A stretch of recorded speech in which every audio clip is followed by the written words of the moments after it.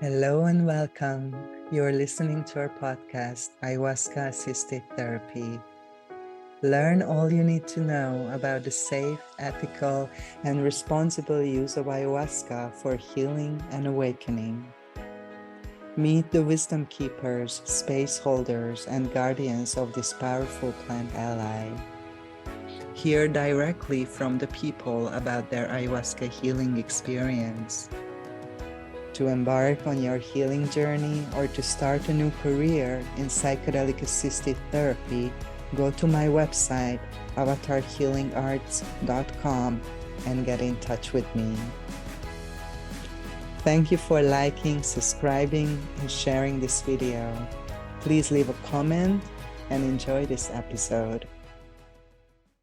Hello and welcome back to our podcast, Ayahuasca Assisted Therapy. My name is Nina Itzel, and I'm here today with a very special person, Noah, who really shared his journey with me in the last 2 years. And I was really honored to witness like this huge transformation that he went through thanks to the medicine and the deep committed integration and deep healing work that he was committed to do and still doing today. So yeah, we just wanted to share some points of his journey with you in hope that it will inspire you, give you hope, and just, answer maybe some questions you may have. So here's Noah. So welcome, Noah. Thank you so much for coming today and sharing your journey with us and with our audience. And I met you a long time ago, actually, in September 2021. So it's almost 2 years ago. Yeah. And at that time, you had kind of like an escape plan, so to say, and you were dealing with some serious struggles and challenges. Can you tell us about that? Can you remember that time? Yeah. I've been kind of carrying the weight of not really wanting to live since I was very young.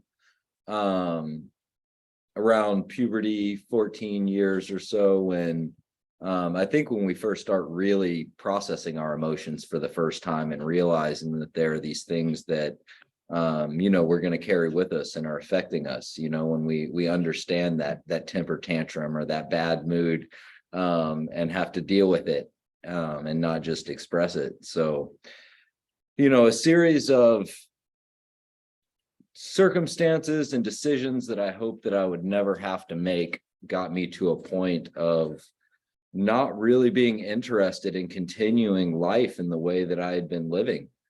In my mind, death was really the only thing that could, I don't know if say with certainty, but it seemed like the most sure way to at least relieve myself of the circumstances that I was experiencing here. But my experience with religion and my connection to my internal source and God has led me believe that, death wasn't going to fix any of the problems. In fact, I couldn't be certain that they weren't going to be way worse on the other side, and this wasn't the gentler alternative.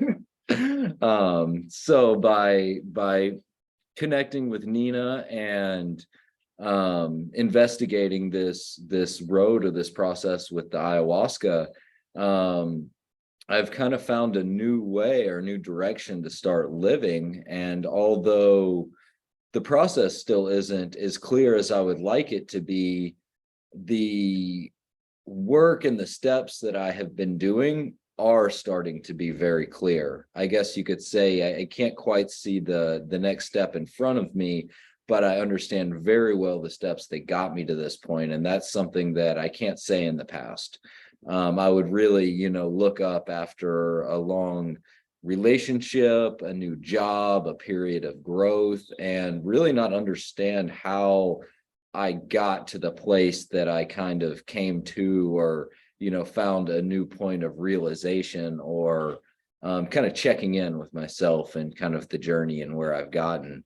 So the first thing is that this process really has put context around the behaviors, the patterns, just the different cycles that we're living in that we're really not aware of, and we're repeating daily. And with social media and all of this new stimuli, I mean, it's gotten very dangerous to the point that our mental health is just exhausted.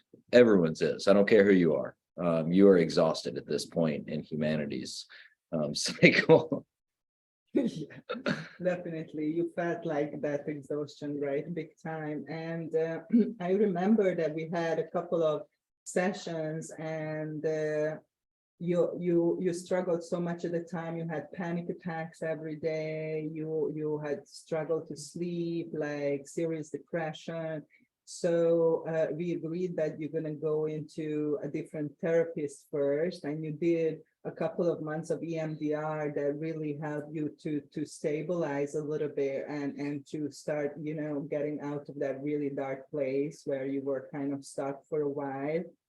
And then 6 months later, you came back, the medicine called you back. Hey, don't forget about this pad. So and then you had your ceremony almost a year ago. So Very close to a year. Yeah, so you were preparing for almost a year and being in the integration for almost a year. Like a lot went into this.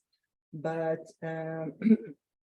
what would you say about, what was kind of your biggest takeaway from your journey so far? I think my biggest takeaway is that this is the thing that I was missing in my life. I want to break that down a little more because it is very broad, but as we just mentioned, I'm coming up on the year process, and in my broken, fragile state, I would have insisted that this year was going to bring some sort of completion or mark that I was healed, I was ready to go back to work, start a new relationship, do any of these things. And really what it opened my eyes to is that this feels more like living than anything I've done in the past.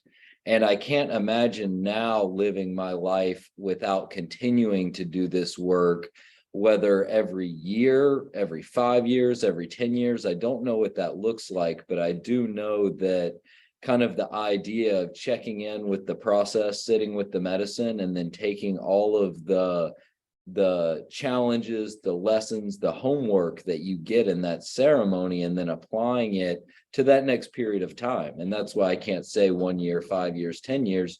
It might take more or less time depending on that cycle or that lesson that you want to figure out.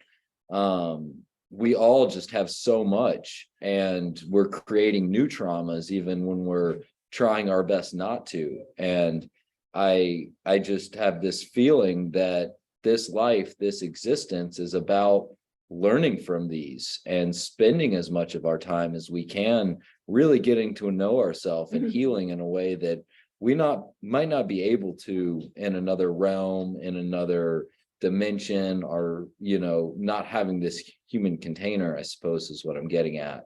But it's really just brought into focus my relationship with my body. I've been practicing yoga for many years, and I did not understand what returning home meant until just recently. One of my mentors was doing some, I think, somatic work or just kind of intuitive healing. And she was asking me to kind of bring up these feelings and wanting to go home in my broken state was what I came up with. And, I was literally thinking I just needed to leave the physical space that I was in and go back to Tennessee where my parents were at and start over. And that was part of the process. I think that there's a lot of steps, like Nina mentioned, that you even have to do before you're even ready to start this journey. And give yourself grace for those, that extra therapy, the time it takes, the fear or the uncertainty, and even stepping into this process and sitting with the medicine. It's a lot, and it should be taken very seriously. And But Can you say a little more about your relationship with the body? Because that's so interesting. I think a lot of people can relate, that you don't fully inside your body. And certainly you had some habits in the past, like diet-wise and other, that was, not the best or happiest choices maybe, but now, how did that change, in the last 2 years, and how do you feel now about your body and inside your body, and how do you treat your body different now than how you did in the past? Well, I've always been interested in a healthy, active lifestyle. Yoga always spoke to me because I suffer from a very difficult fascia situation. So it's kind of like arthritis. I'm just constantly tight and in pain. And through my trauma and my childhood experiences, the choices that I made in my 20s, my body was never a safe place. And I feel most people are like that. When I look around, especially in the United States, where I'm from, people are just so unhealthy. They're carrying around extra weight, disabilities, mental instability. And what I found was that my body became a war zone. By the worst of it, I could not get up in the morning without having a panic attack. That panic attack continued out through the entire day. I might have found instances of some sort of relief, but nothing was lasting longer than a moment. Now, for the first time, I've really found this comfort and this peace and just being in my body. And I'm really learning to find comfort in uncomfortable situations. For instance, I was walking this morning. I think I was a little nervous preparing for this podcast, to be honest, but one of my self-cares being here in Puerto Morelos is if I feel uneasy, I just go straight to the beach. I get as close to the ocean as I can, tug my feet down in the sand, and really just let her support me.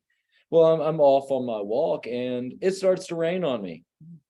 Rain is not comfortable, especially when you're half naked walking on the beach and you're expecting to be warm and kind of supported, and all of a sudden you're being attacked. And my immediate response was just to get out of this feeling as quickly as I can. And then I had a shift and said, no, I'm here for a reason. This rain is for me. And so I just stopped and kind of embraced it and felt the cold sensation on my body and the warmth and the security that I had beneath my skin. I've been scuba diving a lot, and that kind of brings you into your body in a similar way. And I just remind myself that I can protect myself from literally any external force if I know how to trust myself and check in and just rely on those skill sets. So yeah, totally. And going with this, I would love you to say something about that before, at the beginning of the process. One of the biggest pattern that you had was for looking for people to fill the void of being alone, and you were like just not comfortable being with yourself. So how did this change, not just being in your body, but being with yourself, with your own company and your relationship to yourself? Like, can you describe how did that change, during this process? absolutely. I was horrible with the idea of being alone, so much so that I knew it was the greatest detriment to the process that I was going through, and even tried to start up a relationship the week before I went into ceremony. I had a Vedic astrology reading, and the teacher showed me that relationships were my karma in this world, and that was the way that I was going to learn most. So for most, I would not recommend relationships during this integration process. But for me, I think it was almost impossible or inevitable that that they were going to be there. The medicine really starts to give you these tests and these lessons, this homework that weave into your daily existence. And mine started by trying to be codependent before I even sat with the medicine, showing how little faith I really had in myself to get through this process. And I made every excuse, I'm never going to meet someone like that again. It's perfect, this, that, and the other. And a year in retrospect, I can definitively say that it was an important mirror for me in the process, but there was nothing about that was necessary or anything but an excuse.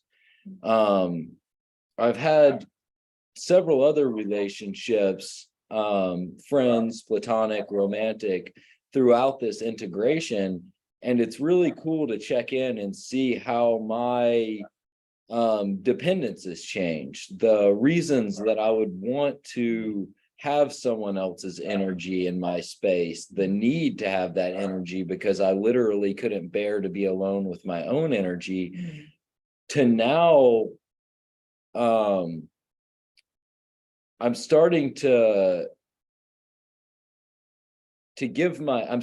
people please with myself. I'm starting. That's called self-love. Yeah, absolutely. I'm starting to practice this thing we call self-love. I haven't identified it yet, obviously, but yeah, I'm seeing situations in which I know that I could either be helpful or show up for someone. And in the past, I would neurotically do it. And now I'm really checking in and asking myself more important questions. Are they in danger? Are they hurting? Do they really need this? Are they just using this as their own codependent situation? Will they be there tomorrow? Can I call them in the morning? Does that message need to be answered right away? And it's what I was thinking about before I came over. And I think the way that I can best describe this process is that we're sewing with invisible thread. And it is very, very difficult to create something that you can't see and have complete trust. Maybe this is a parachute. Maybe we're sewing our parachute with invisible thread and we're about to jump off the cliff. And we have to trust that all of these practices, all of these modalities, all of these things that we've been working on are going to show up and support us when we need them most. And that's what I'm starting to find, because it didn't make sense. Loving yourself, being at home in your body, being able to exist without that partner, being okay if that partner never came. These weren't concepts that I could process. Now, when I am alone or when I get that feeling that I need something, substances have been a big part of my life. I'm starting to see that myself shows up instead of these substances. And I can't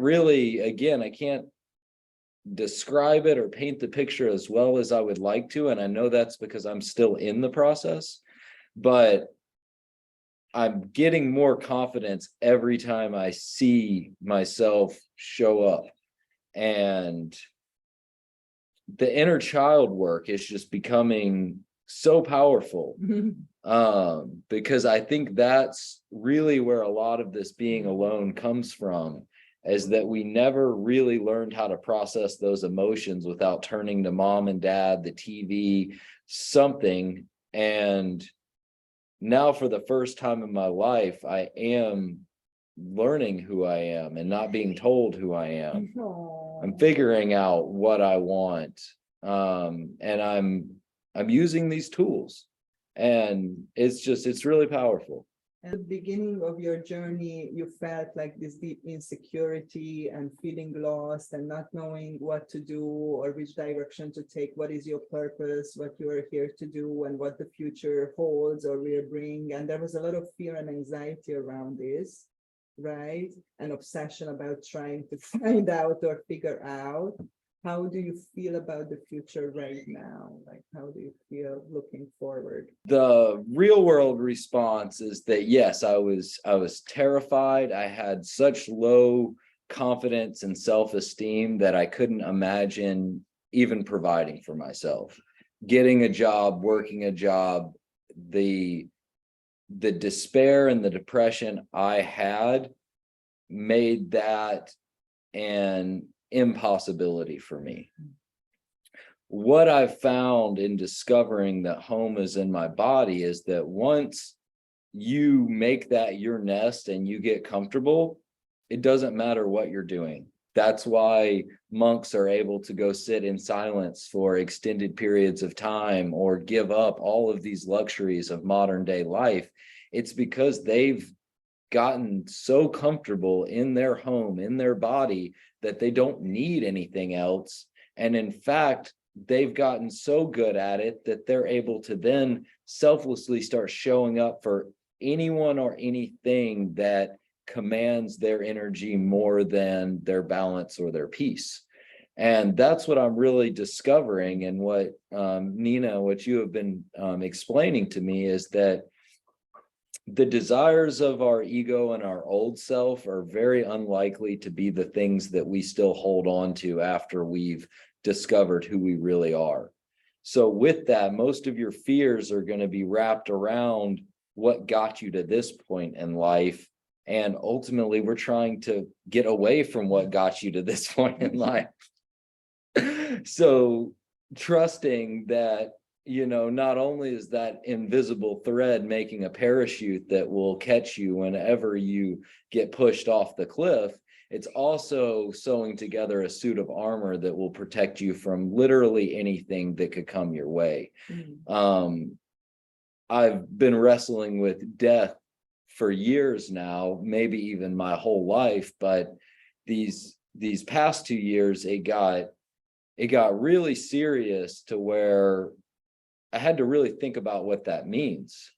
And I think the beauty of the process in this work is that not that you're so egotistical that death doesn't scare you, but you're so understanding of stepping back into the void of yourself that when that time comes, you'll greet it with open arms.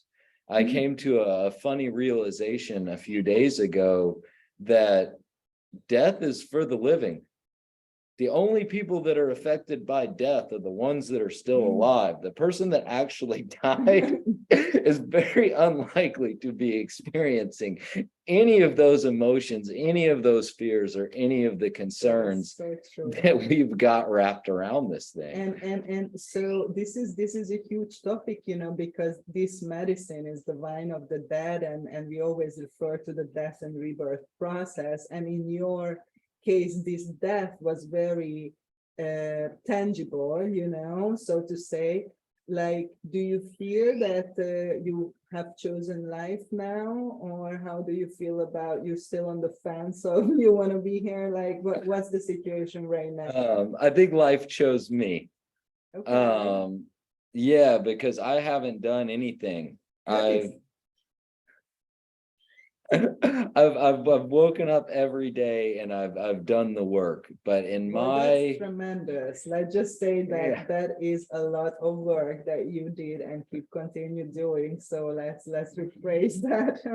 I've done a lot of work to get here, and thanks to that.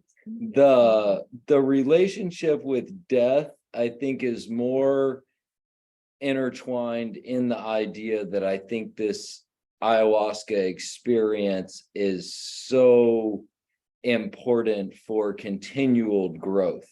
I think that the only death I fear at this point is going back to living the way that I was, because that seems like the ultimate death. Where I'm at now, death just isn't really relevant. Oh, that is so beautiful. Thank you for sharing that. And totally different note, but I want to talk to you about a little bit some substances, because you had some pretty serious trips, with some heavy substances, opiates and pills and some pharmaceuticals. And I know that probably a lot of people can relate to that. So can you tell a little bit about like what was your struggle with those and where are you now in regards to those substances?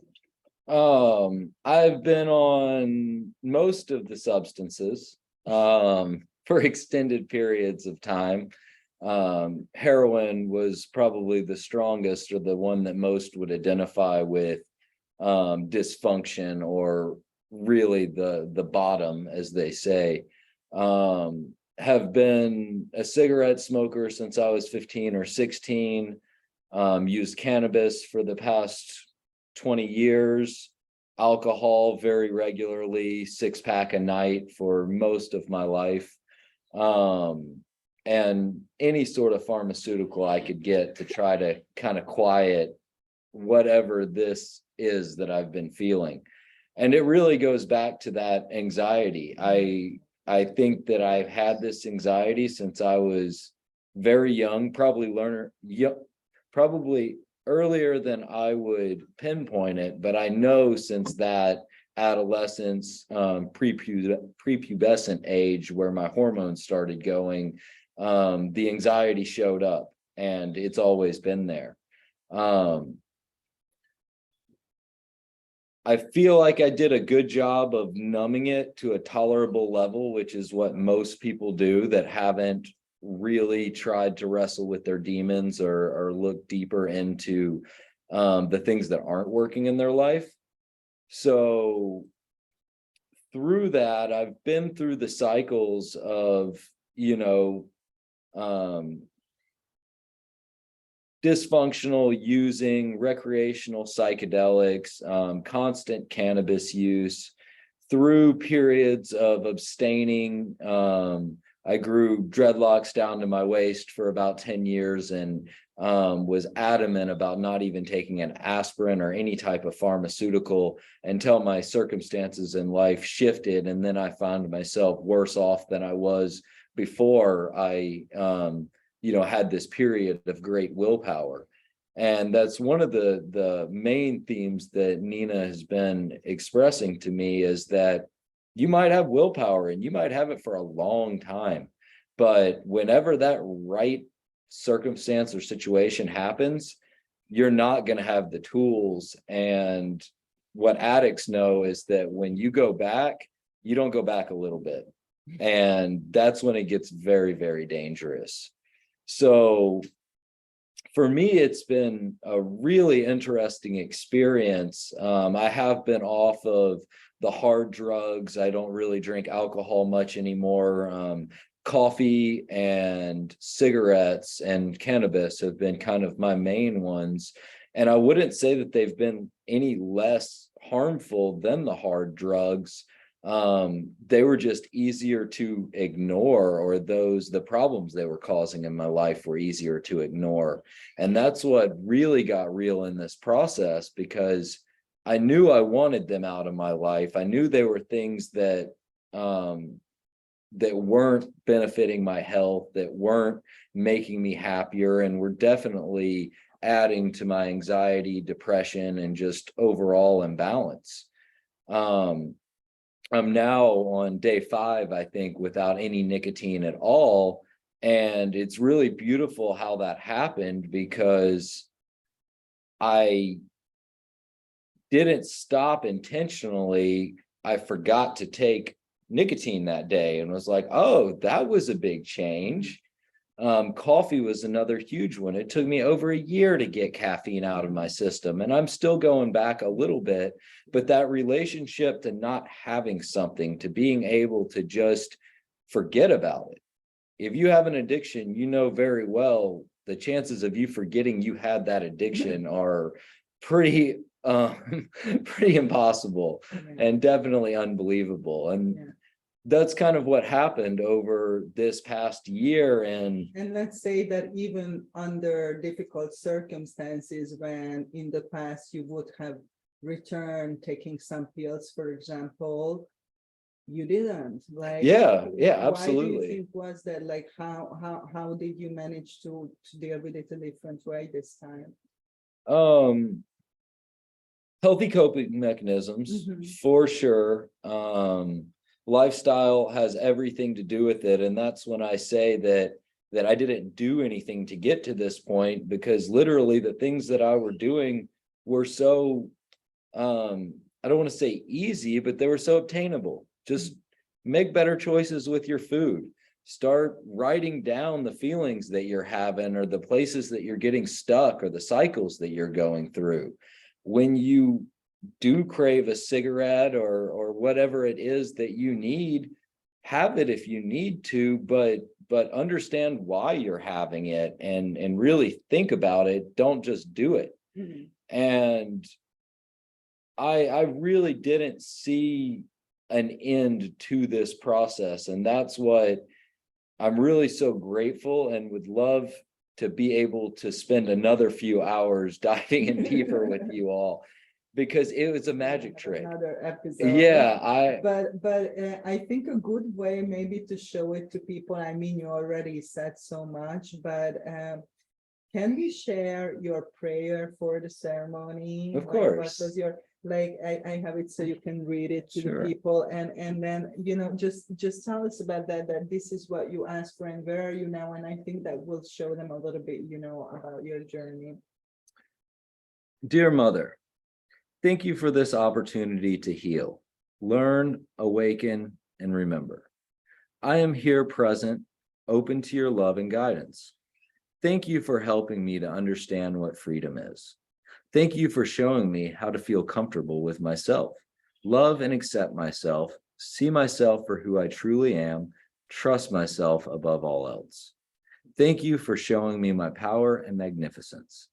Thank you for teaching me how to stay grounded and not get lost, showing me what I need to see so I can move forward on my path with ease and confidence.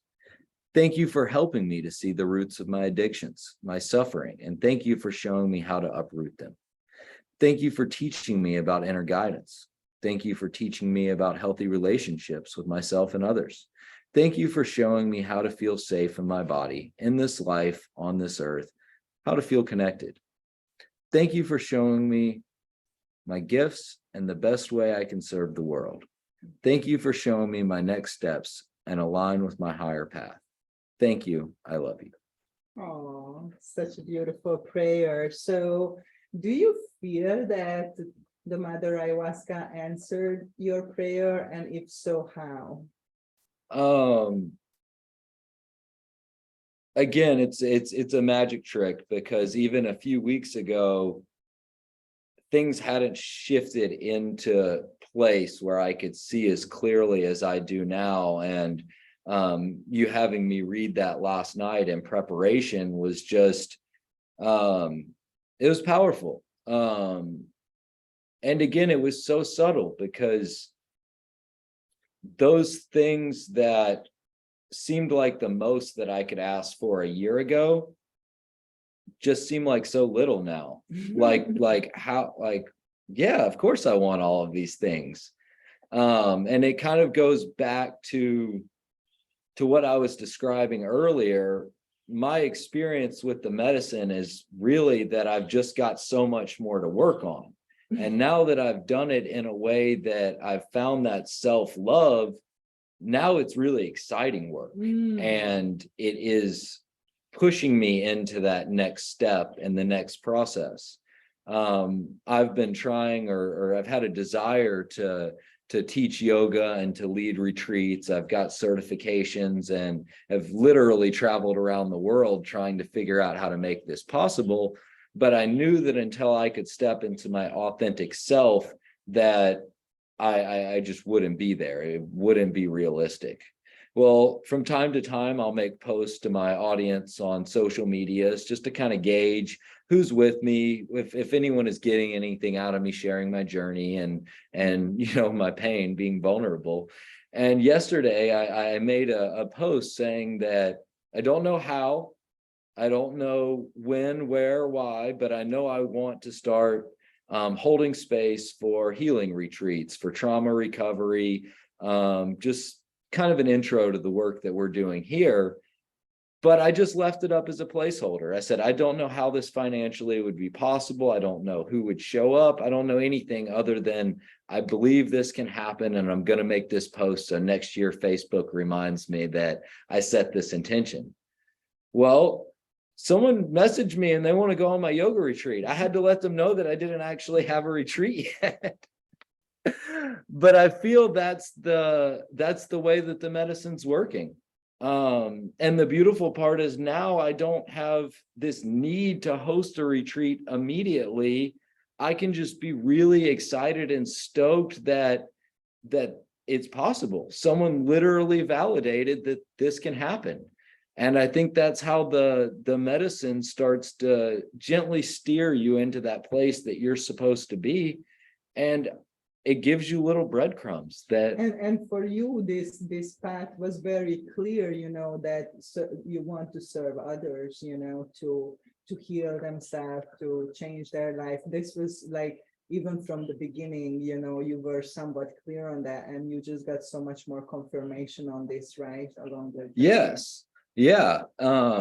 Definitely. So how do you think that the container helped you doing all this work? Like, lots of people just associate doing ayahuasca with going for a ceremony, but you did this extensive preparation, integration work. You were still just finishing, your program, and you had, like, I don't even know, but like 40 or 50 sessions for sure, at least.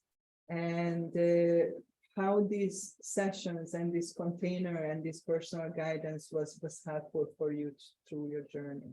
Well, I think as humans, we're very forgetful. And I think that to say that you have to have ayahuasca in order to heal would be a stretch. But what ayahuasca has done is given me this lens to see these narratives and patterns that were happening all around me that I couldn't recognize. It's almost like a highlighter just went over all of these points of notes and made a cliff notes for my life on the things that I had to change, or I was never going to be satisfied and I was never going to find that joy. So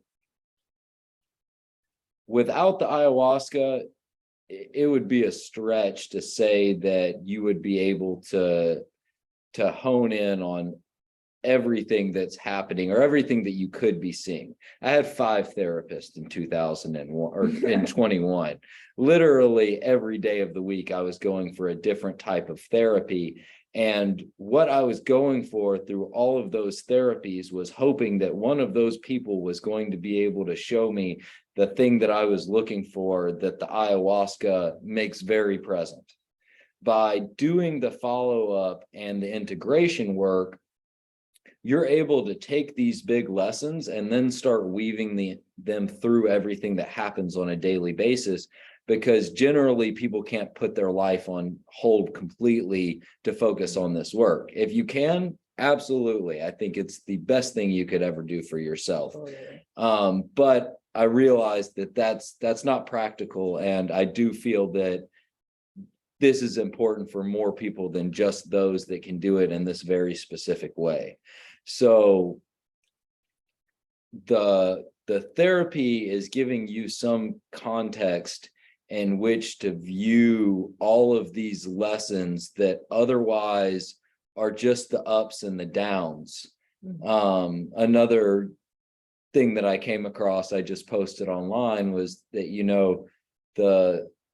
don't know if something's good or bad usually until long after the situation has happened, because you don't know what change that's gonna instigate next. And I feel like without the ayahuasca, it was much easier to look at everything as good or bad. Did I win today or did I fail today? Am I a winner? Am I a loser? And Now you're asking the good questions, which is, what can I learn from this Yeah, experience? yeah. Why did it decide to rain on me right now in the Yeah. middle of my mental health walk? And you really just learn that nothing bad can ever happen. Again, death is for the living. Once you die, you're not really looking back, or so I would imagine. And I think that's similar with the medicine and the road that we're going on. Right. Once you accept this, you can't go back to living in that manner. And my experience has been that not only do I want to continue with this, but I see it as being a very powerful tool to continue using for the rest of my life. I don't know what that looks like yet, but Yeah. I'm very grateful to have it. And I do believe that this is only the beginning of my process. Totally, the big journey. Okay, so the daily journaling, or the practices that you're doing, coming to the sessions on a regular basis, taking a different perspective, having another pair of eye, right, on your process, because oftentimes we don't see your blind spots, right? This was all part of your journey, and you came such a long way in these 2 years, from the beginning when it was this despair, fear, terror, depression, anxiety, to a state of trust and excitement for the future, being joyful, being at home in your life, in your body, being open to what life is has in store for you, right? And just so much more connected to yourself and to your not just to your body, but to your mind, to your soul, to your heart, right, to your emotions. And from that very lost, confused place, coming to this some type of clarity or direction, at least, right, even if Yeah. it's not 100%. Like how do you feel about yourself now, when you are looking back, what you did and what you have been through? I kind of got an interesting thought when you were saying that.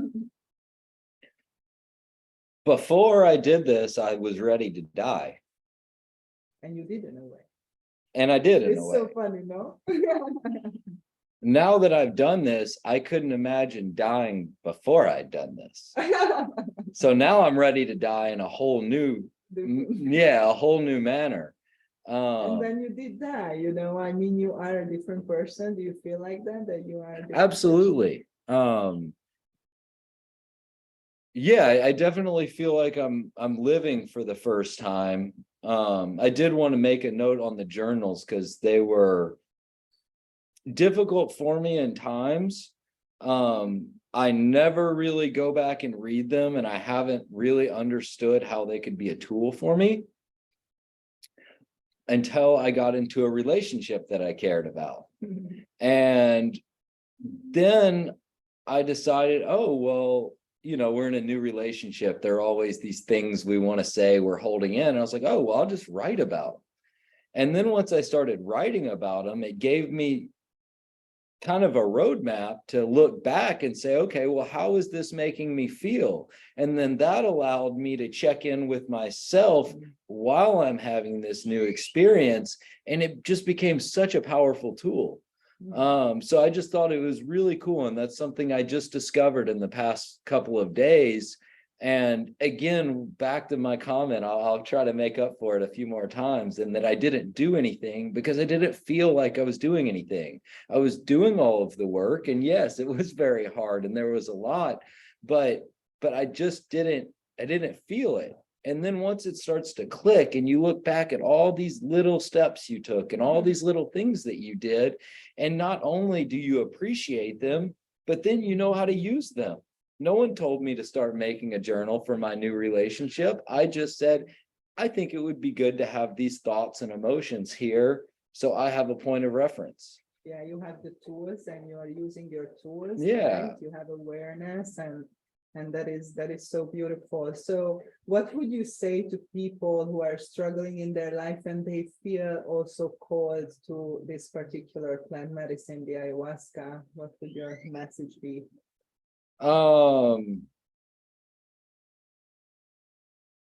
That if you feel called, you've probably already made the decision.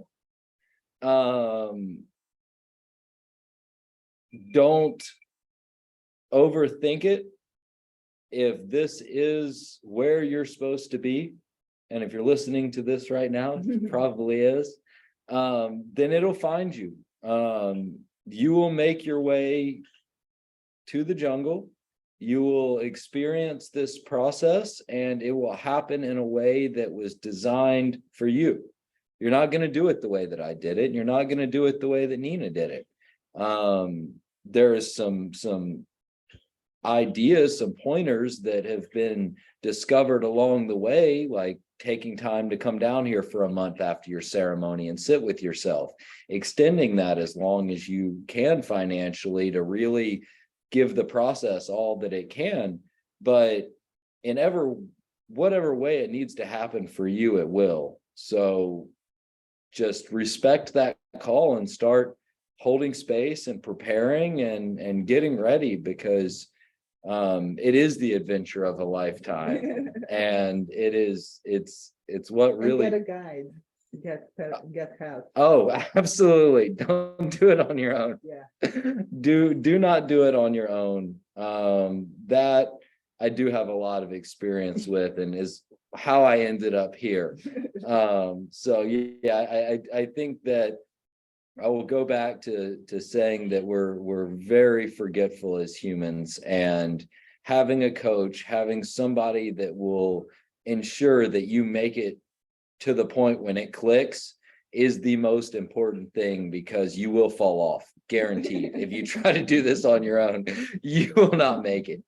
You'll have a really fun few weeks or a month, and then it's going to get dark. So true. It's so nice that you can laugh on it now, and you have this different perspective. Yeah, having been on the other side, right? And to make a note again, the process was too much for me in the beginning. I had intended on sitting with the medicine, and I was unable. So we took a break, and I did what I could to get myself to that point of stability, because again, Nina had left me with some tools that I was able to continue using. And then when the time was right, it was really right. And we knew without a shadow of a doubt that it was time. So understand that the timeline is not immediate, and you might need to work through some things in order to get to this point. So give yourself grace and time, and trust that you're on your way to healing. Trust the process. Yeah. Thank you so much, Noah, for sharing so deeply. And we are looking forward to the new chapter in the new podcast. Thank you so much for being here. Muchas gracias. So I hope that you enjoyed this episode with Noah and you feel inspired. And if you're called to the medicine, please go to our new website, avatarhealingarts.com, and get in touch with me. And I'm so looking forward to welcome you on this journey. And I hope that this information was useful for you. Please leave in the comments if you have any questions, if you would like to propose a topic that we shall talk about on the podcast, and stay tuned for the next episode. Have a wonderful, beautiful, magical day. Thank you for listening, and leave a comment if you enjoyed this episode. Help us grow our community by sharing this episode with your friends, and subscribe to our channel to receive the latest on Ayahuasca Assisted Therapy. To embark on your healing journey or to start a new career in psychedelic assisted therapy, go to my website, avatarhealingarts.com, and get in touch. And of course, stay tuned for the next episode.